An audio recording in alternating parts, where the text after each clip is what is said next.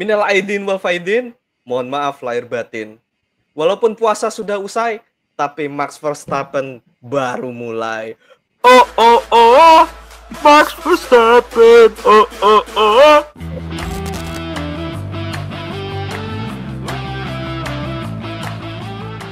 Halo teman-teman Republic of Speed, kembali lagi bersama kami bertiga nih. Kalau bertiga nih udah pasti bahas Formula One. Gimana nih kabarnya Adam dan juga Dan setelah melalui balapan F1 dan Lebaran nih? Minal aidin wal faizin dulu buat semuanya ya. Walaupun di podcast sebelumnya sih udah juga ya. Karena sudah ini ada yang sebelah yang belum tuh. Ada yang belum tuh. Ada sebelah yang belum nih. Dan dong, minal aidin dong. Ya kan di awal udah. Oh iya. Itu dibahas. Ya udah langsung aja kita bahas balap kali ya. Iya, gimana pendapat nih masing-masing balapan GP Jepang Suzuka kemarin. Coba dulu, Amaldi dulu deh. Oh, aku. Ya, sebagai penggemar Verstappen senang ya ngelihat dia bisa menang lagi, tapi secara umum balapannya sih boring, ngantuk juga. Betul. Kalau gitu kasih nilai 6 lah. 6 bagus banget. Masih baik, aku mah baik anaknya. Aku tahu mungkin Adam ngasih 5 gitu. Kalau gitu aku ngasihnya 3. Biar gimana Dean? 2. Waduh, ini enggak ini nih. Ini gila.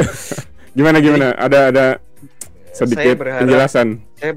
Saya berharap itu kemarin tuh hujan itu akan membuat suatu perbedaan. Ternyata habis itu startnya ya dry juga gitu. Iya. Ternyata jadi, hujannya pagi ya. Ya wes lah. Ini 2 dan 3 nih teman-teman. Ini juga ya rendah banget nilai balapannya ya. Iya. Aku baik banget. Bukan merendahkan yang menang atau podium ya pastinya ya. Tapi karena memang dari balapannya emang boring gitu ya. Emang betul. walaupun kalau juga boring kok. Kalau mau ngasih nilai Verstappen 10 itu. Iya, kalau Verstappennya sih. Setuju. Dan yang terjadi ya, itu tuh bagus itu hal yang menarik. Nanti kita bahas di selanjutnya nih. Oke, berarti langsung aja kita ke hasil balapan kemarin ya. Boleh, langsung hasil balapan. Ke hasil balap. Nah. Ada Max Verstappen. Akhirnya Wilhelmus berkumandang di akhir ya. Di season kangen ini. Juga kalau keseringan bosen kalau nggak ada lagunya kangen juga ya. Kalau nggak salah sekitar 10 bulan kali ya. Oh 10 bulan bisa jadi. Lama banget. Lama juga ya. Lama banget. Nggak nyampe 10 ya? Tapi ya lama. Lama ya. Terakhir kan Brazil kan kalau aku nggak salah. Oh iya juga ya nggak sampai 10. Oh itu yang 10 itu pole position mungkin ya. Bisa jadi ya. Ya.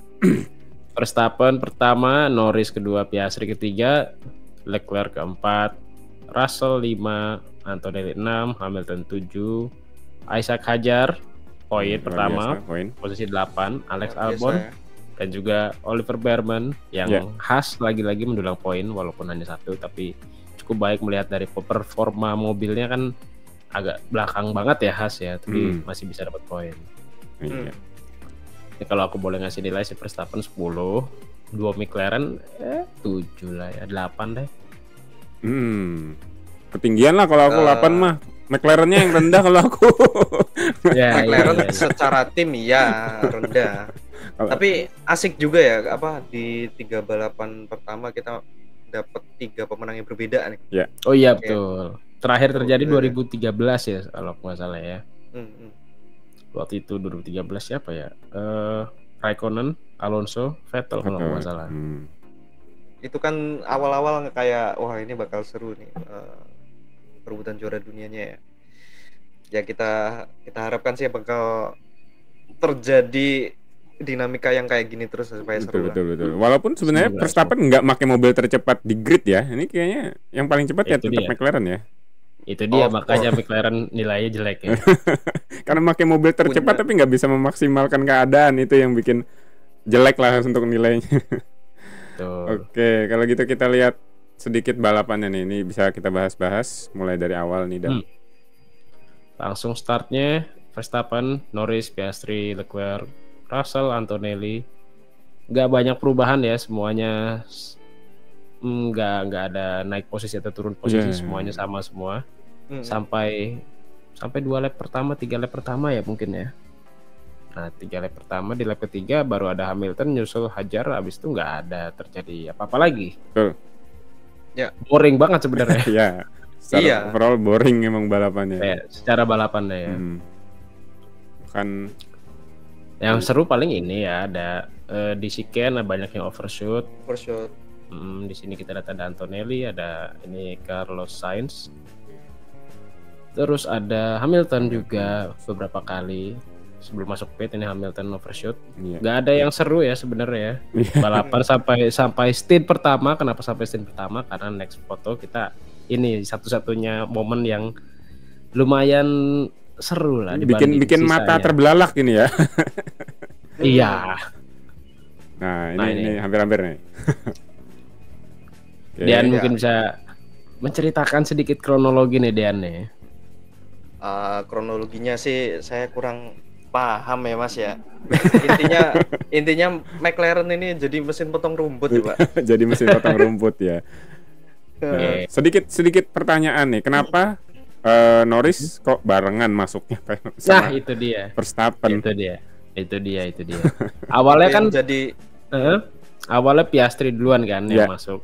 2 lap berikutnya Norris sama Verstappen bareng. Ini aku bingung kenapa bareng ya. Walaupun kenapa bareng mungkin salah satu alasannya bisa karena pengen cepet-cepetan pit stop, nyusul di pit side by side minimal sampai exit. Tapi berarti kan harus ada margin pit stop yang cukup jauh ya, bisa harus 2 detik misalnya. McLaren 2 detik, sementara Red Bull pitnya 4 detik itu baru terjadi kan. Lebih mudah itu kan kalau menggunakan pace dari ban baru ya, misalnya Norris pit duluan atau Norris justru pitnya belakangan nunggu di akhir Di balapan overcut baru sekalian ya, nggak bareng kayak overcut gini ya. sekalian. Betul. Kenapa harus bareng sih, ini kayaknya McLaren terlalu konservatif ya. Iya, yang nggak ada. Menurut aku sih Harusnya- terlalu konservatif. harusnya kan strateginya harusnya berlawanan yang paling Iya, yang umumnya kayak gitu ya, kalau lagi mimpin pasti ada yang berlawanan supaya nggak Ya, yang opposite terjadi kayak gini nih. Ini malah tapi malah jadi kesalahan fatal di Norris ini ya.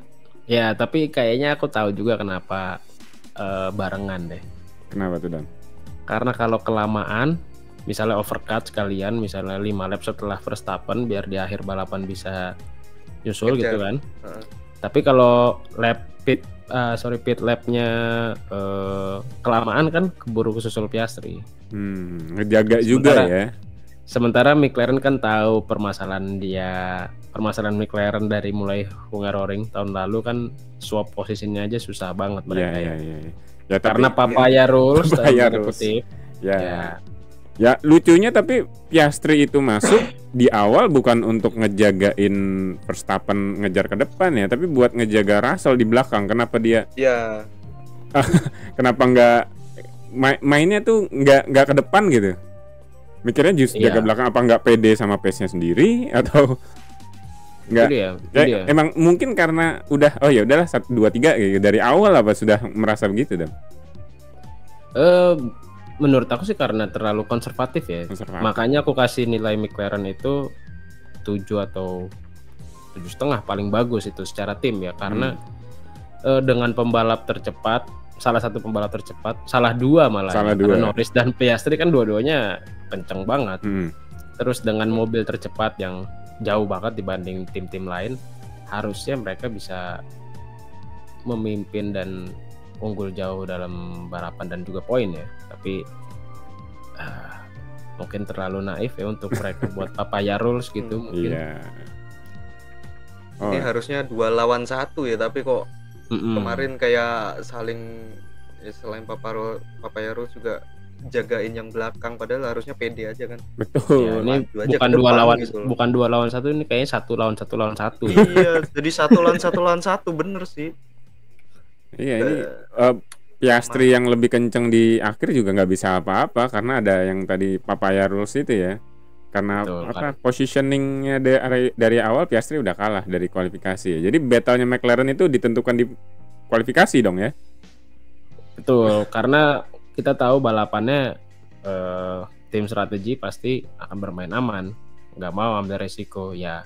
Makanya mereka walaupun satu tim dengan tim mobil tercepat nggak bisa nyusul Verstappen kan, karena Verstappen kita tahu extraordinary lah dari Betul. kualifikasi. Iya, sampai terakhir juga nggak bisa nyentuh 0, itu nggak bisa ya. Udah satu sekian Norris sudah nggak bisa ngejar. Ya, Mungkin ada 2 lap itu Piastri udah nempel banget belakang Norris, tapi ya dari McLaren tidak memberikan arahan yang jelas untuk Norris memberikan jalan kepada Piastri kan, jadi ya nggak bisa disalahkan juga Norrisnya ya. ya, ya. Walaupun sih mungkin menurut aku Piastri kalau dikasih lewat mungkin nggak bisa nyusul on pure pace juga ya sebenarnya, tapi minimal bisa attacking dikit, Ya. mengganggu konsentrasi Verstappen. Kita tahu Piastri kan brutal ya. harusnya Ya, beri hiburan Tapi kan juga buat kita penonton ya. Nilainya juga jadi nggak 2, 3 gitu ya. ya terus kan kalau nggak bisa nyusul kan tinggal swap position. Iya. Kalau McLaren punya arahan yang jelas gitu kepada para pembalapnya. Ya tadi kembali ya, terlalu main aman, konservatif, kayak mungkin juga takut poin dari Norris itu kan kalau ke swap akhirnya kalah dari Verstappen, karena Verstappen tahu sendiri ya, tipis nilainya. Betul. Kalau Dan gimana Dan? Melihat Gimana ya? tim order, nggak ada tim order tapi adanya malah tim briefing gitu. Iya, nggak ada arahan jelas, tapi briefnya udah jelas tuh kelihatan ya. Ya. Kan ngutip dari Fred Vasseur. Fred Vasseur bilang ini kayaknya bakal jadi balapan tapi ditentukan sama kualifikasi ya. Jadi siapa yang ya udah yang di depan itu ya yang bakal diprioritaskan. Berarti Cuma nggak manajemennya McLaren ini juga apa ya, agak kurang tegas aja gitu. Ini maunya apa sih sebenarnya sih? Memang sih dia punya tim 2 mobil tercepat, 2 pembalap yang cepat. Ya mungkin dengan Papaya Rule mereka pede sih kalau aku bilang sih, karena punya 2 mobil cepat, 2 pembalap cepat, ya udah silakan bertarung. Cuma ya tujuannya dikelirin loh, mau juara dunianya itu seperti apa gitu loh. Jangan sampai ya apa namanya, malah karena ngurusin Papaya Rule ini jadi malah harusnya bisa ngambil 2 gelar juara dunia ya, konstruktor sama driver, malah ada Verstappen nanti kayak tahun lalu gitu. Gigit-gigitan sendiri ya, gitu gara-gara yang belakang kenceng tapi posisinya kalah, nggak bisa nyusul karena Papaya Rule. Ya gimana itu aturannya? Ya mungkin aja Piastri nanti bakal nakal dikit kali ya. Aku berharap sih Piastri nakal ya. Harapan aku juga. Kalau Norris di depan, Piastri di belakang, itu mungkin Piastrinya nurut gitu ya. Coba kalau Piastrinya di depan, Norrisnya di belakang. Kalau misalnya suruh di swap, paling si Piastrinya akan ya itu tadi, mungkin bangkang gitu. Kalau Norris yang suruh di swap, mungkin dia mau gitu. Kayaknya calon-calon galak dia dari Piastri. itu dia makanya kita semua percaya sama Piastri kan. Ya itulah, jangan sampai seharusnya si McLaren ini bisa punya 2 gelar juara dunia nih. Akhirnya cuma 1 lagi nih, jangan-jangan nih gara-gara manajemen aturan yang belum clear banget ya. Soalnya emang jadinya balapannya ya kayak gini, kayak kemarin, nggak ya gitulah. Ya kita tahu lah Red Bull cuma digendong 1 orang kan, secara konstruktor mungkin ya berat ya. Agak berat. Mungkin yang bisa ini Mercedes lah, mungkin masih bisa buntutin juga sih kan ya. Ya karena pembalapnya masih cukup konsisten ya. Nih Verstappen menang nih. Nah, mungkin bisa sekalian kita liatin nih, tadi membahas soal Mercedes. Sebelumnya nih, ini dulu nih. Verstappen 4 kali berturut-turut tanpa gangguan dari McLaren. Ya. Lagi-lagi 4 kali kemenangan berturut-turut, dan berturut-turut. kemenangan terakhir Red Bull untuk Honda ya harusnya. Spesial banget ya, liverynya fresh, bajunya racing suite-nya juga fresh ya. Iya. Nih persembahan yang manis lah ya buat perpisahan bersama Honda nih. Mungkin sebelumnya kita lihat poin dulu kali. Iya. Nah, ini poin dulu yang tadi sempat dibahas. Nah, poinnya tipis antara Verstappen dan Norris. Ya, kita lihat ada Norris, Verstappen hanya selisih 1 poin. Ya. Ada Piastri juga. Piastri kalau nggak apes di Australia aku yakin leading saat ini. Iya tuh. Juara dunia itu dah. Oh. Gila gak tuh? Ya inilah kenapa McLaren harusnya bisa unggul jauh daripada Verstappen, entah dari Norris atau Piastri, tapi kenapa cuma unggul 1 poin, sedangkan mobil Red Bull bukan mobil tercepat yang bahkan bukan tercepat kedua juga kan, mungkin ketiga urutannya. Terus kita lihat keempat kelima Mercedes jauh di depan Ferrari tapi jauh di belakang Red Bull dan McLaren. Tapi yang cukup impress tuh sebenarnya ada Antonelli, nanti kita bahas karena dia bisa konsisten ya. Iya, betul. Ya. Ada Leclerc ke-6, 7 Albon. Ini luar biasa 8 juga Albon tuh sebenarnya. Ya. Poin terus Dapat juga poin tuh. banyak dari Australia nih gara-garanya nih. Ya. Ada Ocon sama Stroll, udah nggak ada yang signifikan lagi karena masih pada belum dapat poin yang bawah-bawah juga kan ya. Betul. Ya, menarik ya. Nah, Antonelli dan Albon sebenarnya menarik ya karena dia di William tahun-tahun sebelumnya nggak istilahnya ke serutin ini dapat poin. Tapi kali ini udah 18 poin aja. Albon menarik karena William saya improve, sementara Antonelli menarik karena rookie tapi bisa cukup konsisten ya sebenarnya ya. Nah, selanjutnya ini Antonelli nih. Nah, ini menjadi rookie yang teenager apa? Anak muda. Belasan tahun gimana? Remaja. Remaja. Rookie yang remaja. Si SMA ya. Masih Masih SMA loh, bener loh. Iya, benar.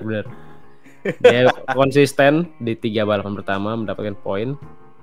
Sama menjadi pembalap termuda yang mencetak fastest lap dan juga leading balapan. Walaupun fastest lap dan leading balapan kemarin kayaknya agak di set ya. Karena dia kan stint pertamanya lama. Jadi ya nggak pure pace dibanding Verstappen lebih kencang gitu ya nggak juga. Memang karena strateginya mendukung untuk fastest lap dan juga leading ya. Tuh. Ya demi ini aja, demi rekor ini sih mungkin ya. Mungkin. Karena selisihnya sama pemegang rekor sebelumnya yaitu 3 hari. 3 hari aja ya. Lebih muda 3 hari pemegang rekor sebelumnya Verstappen. Ya. Ya supaya hilang aja kali dari daftar rekor ya, jadi diganti. Bisa jadi. Gak bisa muda lagi sama Verstappen. Ya. Hebat di Australia dia dapat P4 ya. Ya. Ya, rutin. Justru yang menarik itu justru di Australia karena dia rookie banget, balapan pertama banget di kondisi yang tricky banget.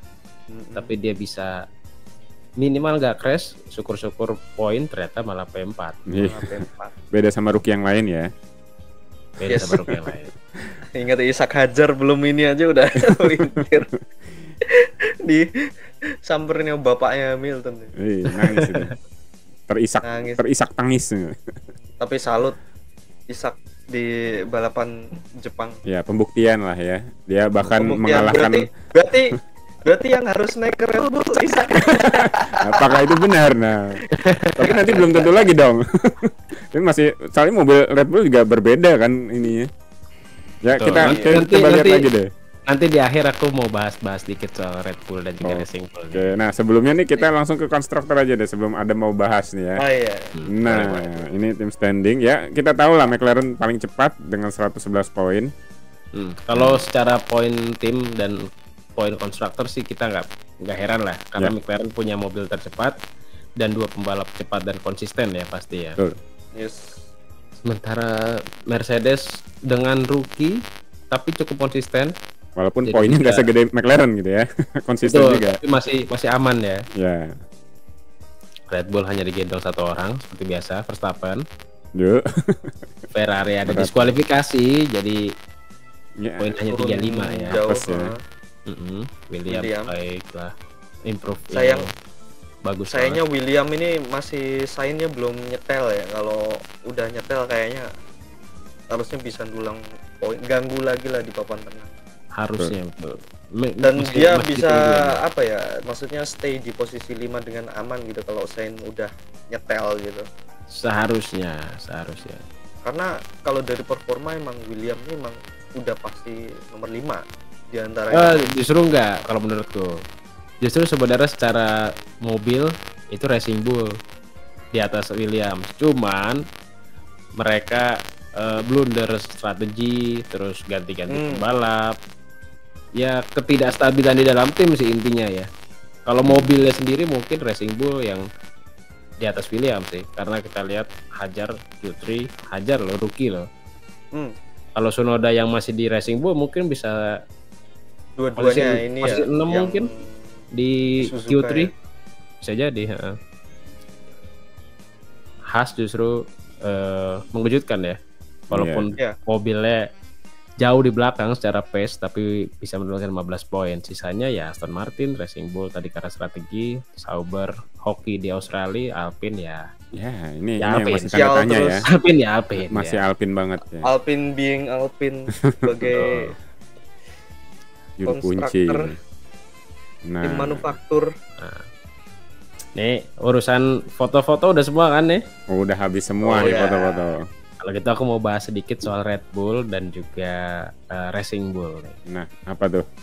Info berita terbaru itu bukan berita terbaru ya sebenarnya, tapi berita yang baru keluar. Beritanya sih udah lama.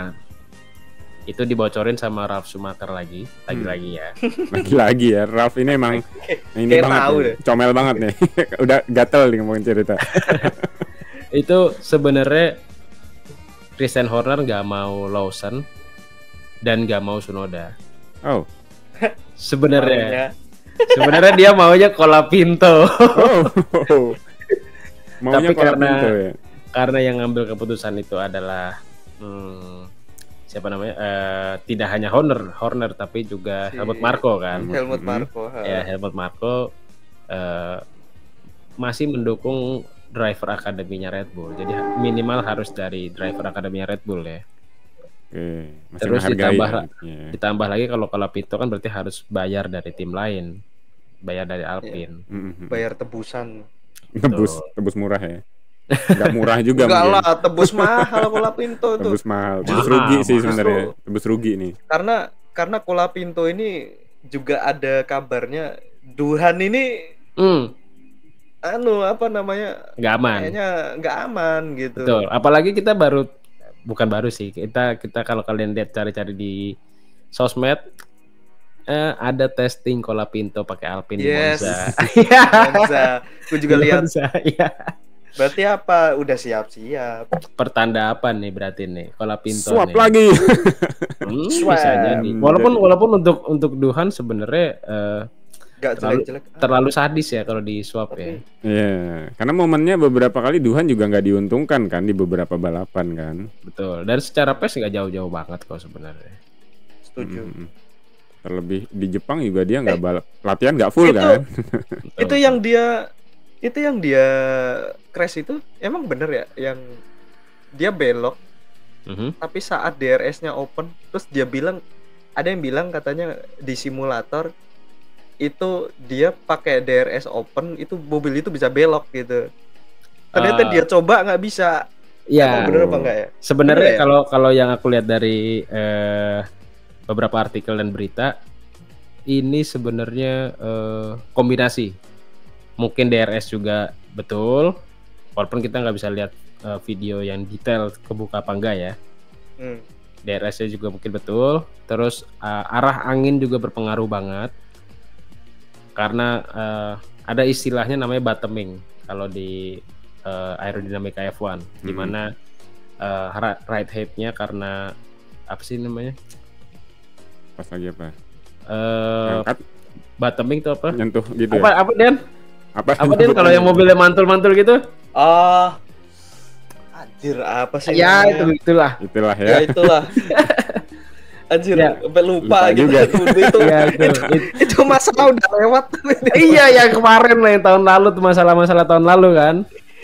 Porpoising. Porpoising. Iya. Oh, Porpoising. Jadi ketika mobil bottoming itu kan kehilangan aerodinamika di bawah kan. Kan ini Ya. kan mobil ground effect kan. Ya. Jadi harus ada venturi effect di bawah di Betul.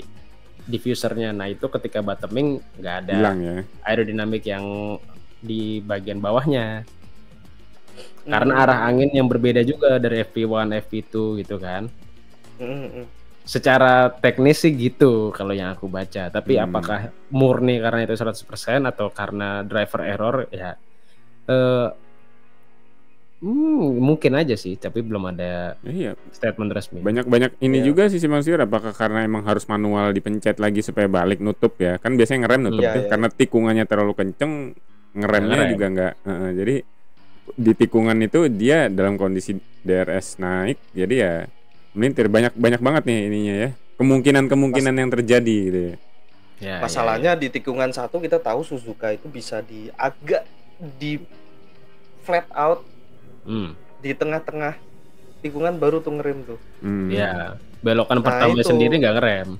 Dan Iya. mungkin kalau ada angin yang berbeda apa gimana gitu ya kaget aja itu kan. Ya, tadi Kan bottoming, campuran bottoming, angin Bottoming, dan iya, lain-lain campuran. itu jadi banyak faktor. DRS-nya buka, bottoming dan lain sebagainya ya. Karena kan Multi angin di Suzuka kan permasalahannya kalau kita nonton FP1 FP itu kan kalau FP1 ada headwind, ketika FP2 sama FP3 malah tailwind, anginnya dari belakang gitu kan.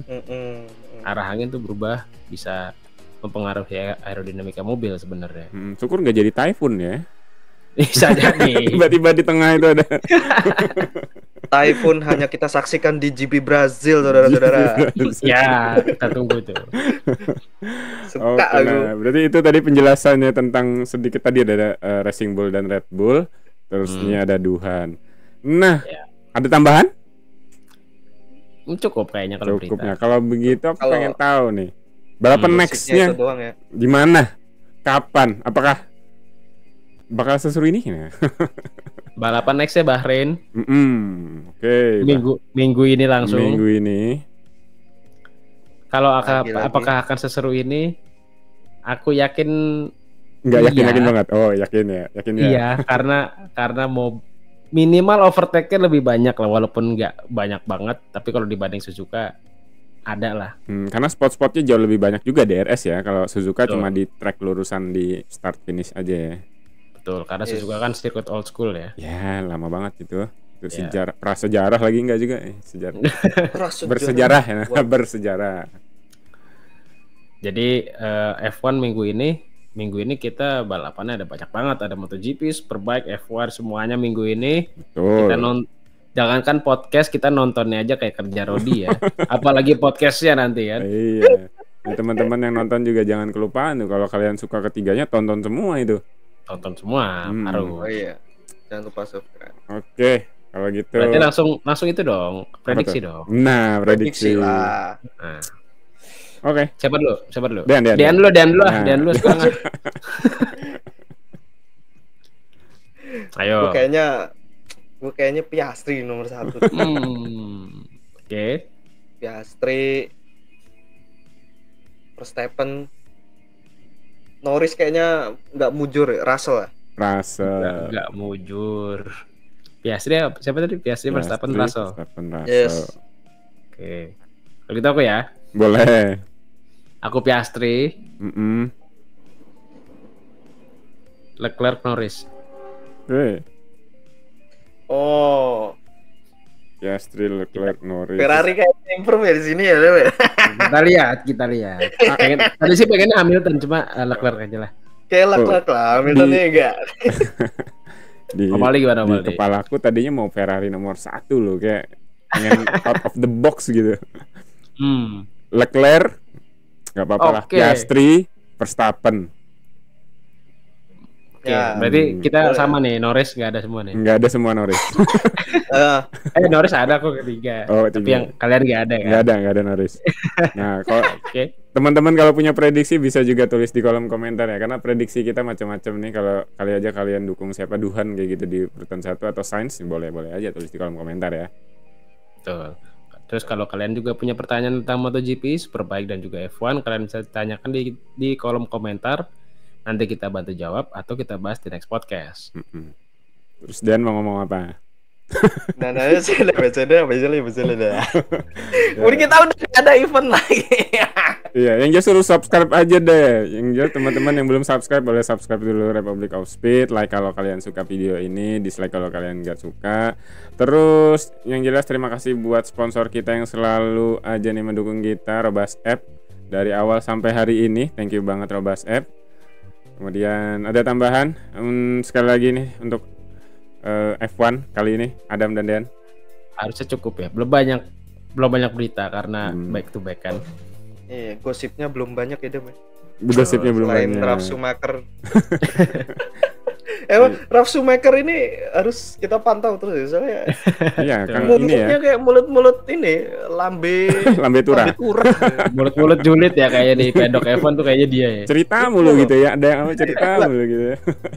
Oke deh kalau gitu teman-teman, nantikan nih podcast kita di next episode. Ada macam-macam, berarti minggu depan ada MotoGP, Superbike dan juga F1. Ya, doakan aja kita semua sehat Sehat selalu, betul. biar bisa ngasih podcast terus buat kalian. Betul banget. Oke deh kalau begitu nih kami bertiga undur diri. Terima kasih banyak sudah nonton sampai detik ini. Oke, sampai jumpa di next podcast. Bye bye. Bye bye. Hasta la vista, baby. Every successful company starts small, facing challenges and solving problems, much like children learning to navigate the world. And just like a young child, to navigate your businesses through ups and downs, you need a trusted partner who listens, understands, and provides support. That's where Robust App comes in, offering tailored solutions for your unique needs. As your company expands, the challenges evolve and become more complex. But with Robust App by your side, you can grow with confidence, knowing we scale along with you.